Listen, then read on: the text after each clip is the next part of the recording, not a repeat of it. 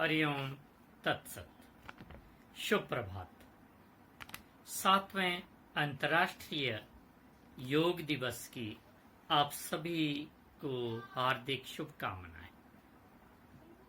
आप जानते हैं कि अंतर्राष्ट्रीय योग दिवस 21 जून को प्रतिवर्ष मनाया जाता है और इस वर्ष का जो थीम है अंतर्राष्ट्रीय योग दिवस का, स्वास्थ्य के लिए योग, yoga for wellness.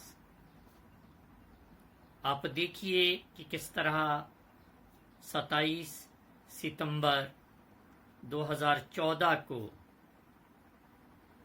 United nation organisation की जनरल असेंबली में ये प्रस्ताव माननीय प्रधानमंत्री महोदय द्वारा रखा गया और 11 दिसंबर 2014 को ही 197 में से 177 देशों ने अंतर्राष्ट्रीय योग दिवस मनाने का निर्णय लिया।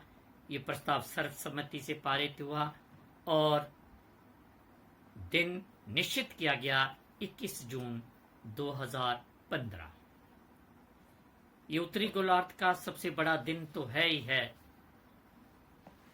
पूरी ब्रह्मांडीय संरचना में इस समय परिवर्तन आता है। आप सभी जानते हैं उत्तरी गोलार्ध में उत्तरायण की जो सूर्य की परिस्थिति बनती चली जाती है, धीरे धीरे दिन कम होना शुरू होते हैं और इसका प्रभाव मानव जीवन पे भी पड़ता है। दिनों का घटाव, कार्यशैली में परिवर्तन, परिशोधन। और योग का अर्थ होता है जोड़, जुड़ाव, जुड़ना। जुड़ाव तन और मन का आत्मा के साथ।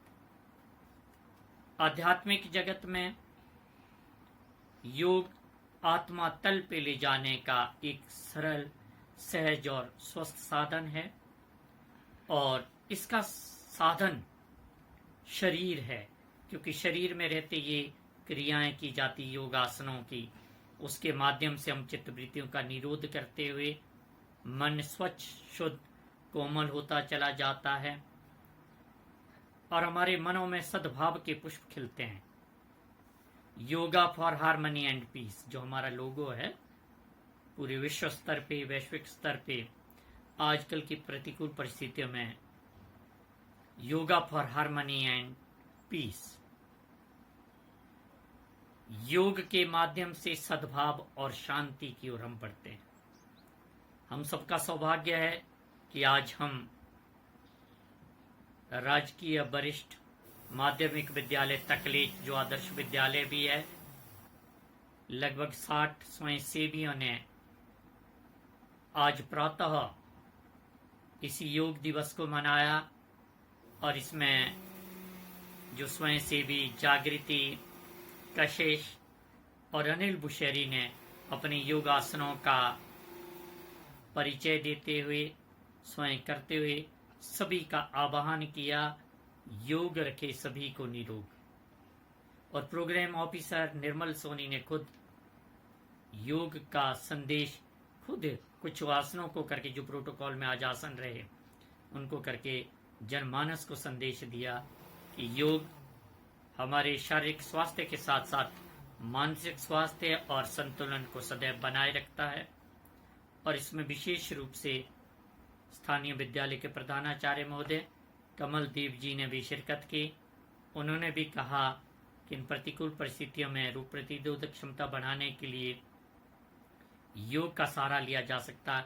योग चित्तवृत्तियों का निरोध ही नहीं, योग शारीरिक क्षमता बढ़ाने का साधन ही नहीं, बल्कि मानसिक दुर्बलता से हम दूर होते चले जाते हैं और हमारे मनों में मानवता को पोषित करने वाले जो सद्गुण होते हैं उनका विकास होता है। हम स्वीकारते हैं, प्रेम करने लगते, विशालता का भाव आता है। आओ हम और तुम मिलकर बनाए ऐसा मकान जहां हो इंसानियत, बसे इंसान वहां, बसे इंसान वहां। हरिओम तत्सत।